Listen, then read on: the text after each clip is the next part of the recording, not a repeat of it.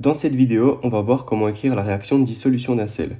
Alors petit rappel, un sel c'est toujours composé d'un cation qui est chargé positivement et d'un anion qui est chargé négativement. On va toujours écrire un sel donc sous la forme cation et ensuite anion. Dans un sel, on doit aussi garder l'équilibre des charges. Donc si la charge totale de notre cation c'est 2+, il faut que la charge totale de nos anions soit 2-. Pour écrire une équation de dissolution, il faudra passer par deux étapes. La première, ce sera d'identifier le cation et l'anion de notre sel, et ensuite de les séparer, ce qui est l'effet d'une dissolution. Je sais que dans certaines écoles, les élèves ont accès à ce genre de tableau avec des espèces chargées négativement et des espèces chargées positivement. C'est pour ça que je vais parfois m'y référer. On commence avec le premier exemple, et donc il faut identifier le cation et l'anion. Ici, c'est assez facile. On remarque que le cation est la première espèce, donc c'est le magnésium, et l'anion, c'est du chlore. Maintenant, il faut garder en tête que c'est un sel, donc on a affaire à des espèces chargées dont les charges se compensent. L'espèce chargée du magnésium, soit on le sait par cœur, soit on se réfère au tableau périodique, c'est Mg2+. Maintenant, quelle est l'espèce chargée du chlore? Attention, pas faire l'erreur commune. Ici, on n'a pas du Cl2. Ça, c'est pas une espèce chargée. Ce qu'on a à faire, c'est du Cl- et on en a deux fois. On a 2 Cl-, ça permet de compenser les deux charges positives du magnésium. Maintenant, on peut écrire notre réaction de dissolution en séparant le cation et l'anion.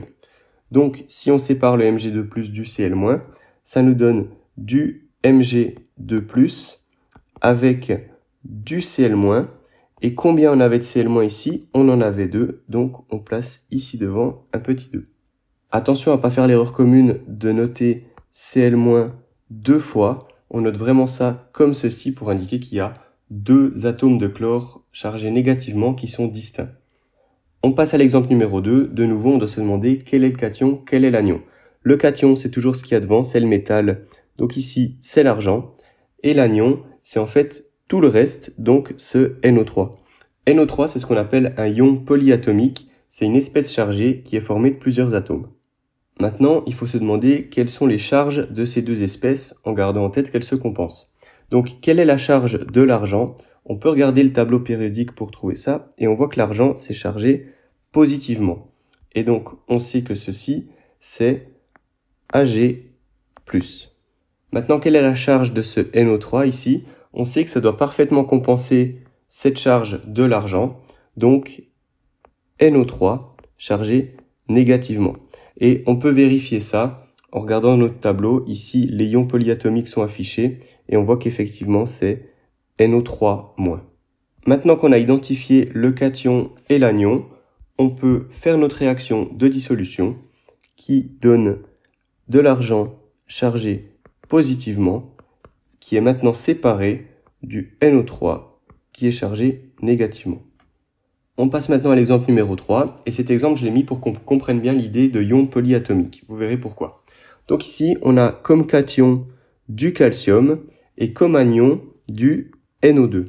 Je rappelle, l'anion, c'est ce qui n'est pas cation, donc vous prenez tous les atomes qu'il y a juste après. Le calcium, quelle est sa charge?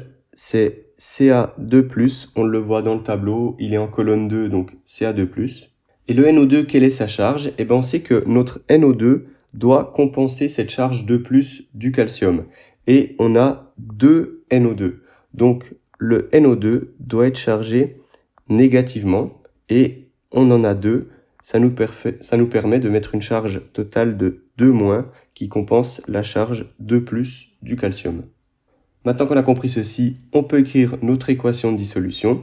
Et donc, si on sépare le cation de l'anion, on obtient du Ca2+ et du NO2-, et le NO2-, on en avait 2, donc on place un 2 là-devant. On termine avec l'exemple numéro 4. Ici, de nouveau, on identifie le cation et l'anion. On a comme cation le K ici devant. Effectivement, le potassium, si on se réfère au tableau, c'est chargé positivement, K+. Donc on sait que ceci, c'est du K+, avec comme anion ce Cn ici. Et donc la charge de Cn doit être de moins pour compenser la charge positive du K. Si on se réfère au tableau, on voit qu'effectivement la charge de Cn est moins. Maintenant qu'on a identifié ceci, on peut écrire notre équation de dissolution. On sépare le cation de l'anion et ça nous donne du K+ avec du Cn-.